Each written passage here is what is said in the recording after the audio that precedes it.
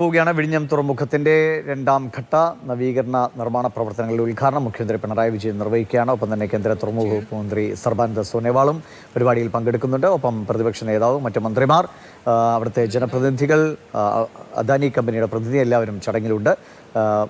പരിപാടി പുരോഗമിക്കുകയാണ്.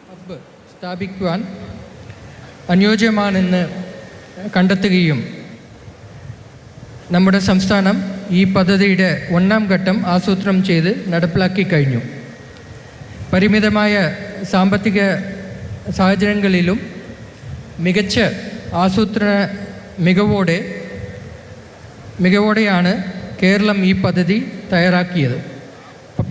Public private partnership PPP മാതൃകയിൽ നടപ്പിലാക്കുവാൻ 2008-09 തീരുമാനിക്കുകയും പദ്ധതി സാമ്പത്തികമായി ആകർഷകമാക്കാൻ ഫണ്ടഡ് വർക്ക്സ്, VGF തുടങ്ങിയ നൂതന ആശയങ്ങൾ ഉൾക്കൊള്ളിച്ച് ടെൻഡർ ക്ഷണിക്കുകയും 2015 അദാനി ഗ്രൂപ്പിനെ പങ്കാളിയായി തിരഞ്ഞെടുത്ത് കൺസെഷൻ കരാറിൽ ഒപ്പുവെച്ചു.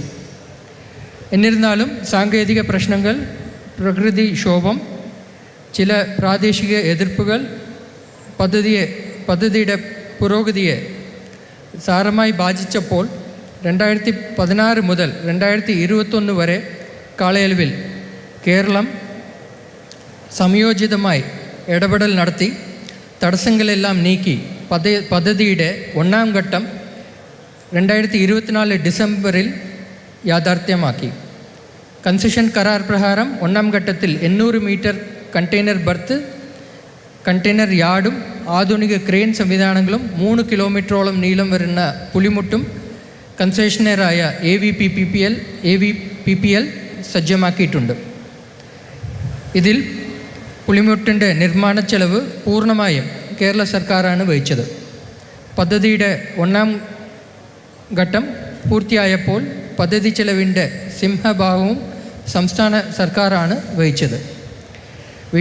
വിഴിഞ്ഞം തുറമുഖം 2, 3, 4 ഘട്ടങ്ങൾ.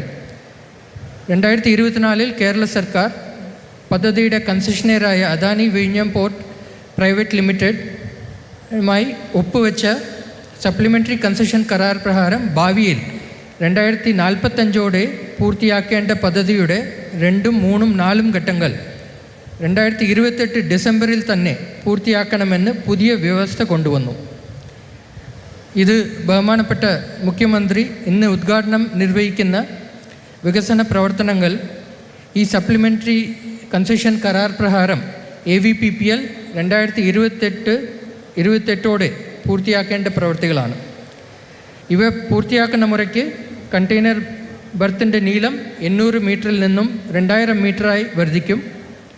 ആനുപാതികമായി കണ്ടെയ്നർ യാർഡും ഇതര ക്രെയിൻ സംവിധാനങ്ങളും വർദ്ധിക്കും. പുലിമുട്ടിൻ്റെ നീളം ഏകദേശം 1 കിലോമീറ്ററോളം വർദ്ധിപ്പിക്കും. ഇവയ്ക്ക് പുറമെ 2 മൾട്ടിപർപ്പസ് കാർഗോ ബർത്തുകളും 1 ലിക്വിഡ് കാർഗോ ബർത്തും പുലിമുട്ടിൽ നിർമ്മിക്കപ്പെടും. ഈ വികസന പ്രവർത്തനങ്ങളുടെ ചെലവ് പൂർണ്ണമായും AVPPL വഹിക്കുന്നതാണ്.